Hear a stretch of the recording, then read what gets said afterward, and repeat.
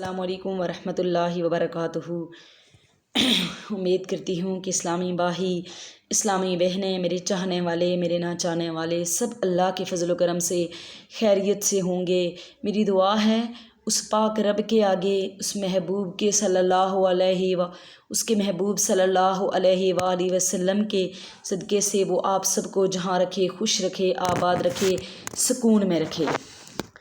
تو آج بات کرتے ہیں کہ ایک ظالم کے بارے میں کہ وہب بن منبع رضی اللہ تعالیٰ عنہ روایت کرتے ہیں کہ ایک مرتبہ ملک الموت ایک بہت بڑے ظالم جابر کی روح قبض کرنے کے لیے گئے۔ دنیا میں اس سے بڑا ظالم کوئی نہ تھا۔ وہ جا رہے تھے تو فرشتوں نے ان سے پوچھا کہ تم ملک الموت، ہمیشہ سے تمہاری ڈیوٹی لوگوں کی جانیں قبض کرنے کی ہیں، جانیں لینے کی ہے، تمہیں کبھی کسی شخص پر رحم بھی آیا؟ جبرائیل نے ملک الموت نے عرض کیا کہ سب سے زیادہ ترس اور رحم مجھے ایک عورت پر آیا جو تنہا جنگل میں تھی۔ جب ہی اس کے ہاں بچہ پیدا ہوا تھا تو جیسے ہی اس کے ہاں بچہ پیدا ہوا تو مجھے حکم ہوا کہ ملک الموت جاؤ، اس عورت کی روح قبض کر لو۔ مجھے اس عورت کی اور اس کے بچے کی تنہائی پر بڑا ترس آیا، اور اس کا بچہ اس جنگل میں جہاں کوئی دوسرا نہیں تھا، اس کا کیا بنا ہوگا؟ فرشتوں نے کہا کہ یہ ظالم جس کی روح تم لے جا رہے ہو، یہ وہی بچہ ہے۔ ملک الموت حیرت میں رہ گیا۔ یعنی وہ ایک بڑے عجیب بات ہے کہ جبرائیل ملک الموت جا رہے ہیں ایک ظالم اور جابر کی روح قبض کرنے کے لیے، تو فرشتے پوچھ رہے تھے کہ کبھی کسی ظالم اور جابر کی یعنی کبھی کسی شخص کی جان لیتے ہوئے ترس بھی آیا؟ تو انہوں نے عرض کیا کہ سب سے زیادہ ترس اور رحم مجھے ایک عورت پر آیا کہ جو تنہا جنگل میں تھی اور اس کے ہاں بچہ پیدا ہوا۔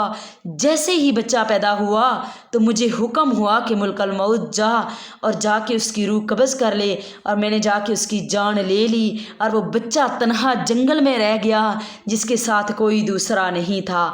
تو فرشتوں نے کہا کہ یہ ظالم جس کی روح تم لے جا رہے ہو، یہ وہی بچہ ہے۔ ملک الموت حیران رہنے لگے، کہنے لگے مولا تو پاک ہے، بڑا مہربان ہے، جو چاہتا ہے کرتا ہے۔ بے شک وہ پاک ذات بڑی مہربان ہے اپنے بندوں پر۔ دیکھیں ہم اتنے گناہ کرتے ہیں، آنکھوں سے کرتے ہیں، پاؤں سے کرتے ہیں، ہاتھوں سے کرتے ہیں، وہ رب ہماری آنکھ نہیں کھینچتا ہمارے گناہ کے بدلے، ہمارے کانوں کے سننے کی سماعت نہیں چھینتا، ہماری دیکھنے کی بینائی نہیں چھینتا، ہمارے ہاتھوں کو نہیں چھینتا۔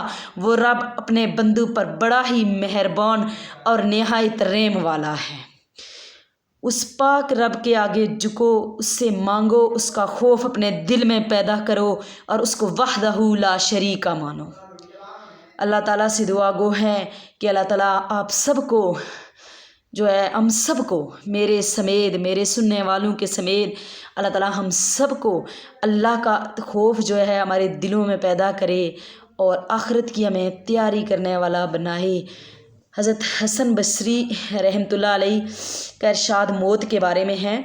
حضرت حسن بصری فرماتے ہیں کہ جب کوئی شخص مر جاتا ہے تو اس کے گھر والے رونا شروع کر دیتے ہیں، تو ملک الموت اس مکان کے دروازے پر کھڑے ہو کر کہتے ہیں کہ میں نے اس کی روزی نہیں کھائی، یہ اپنی روزی ختم کر چکا تھا، میں نے اس کی عمر کم نہیں کر دی، مجھے تو اس گھر میں پھر آنا ہے، بار بار آنا ہے، اتنے سب ختم نہ ہو جائیں۔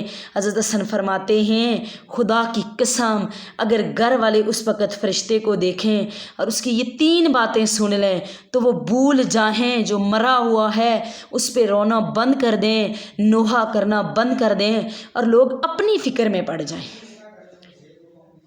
تو ہمیں چاہیے کہ قبر اور آخرت کی تیاری کریں۔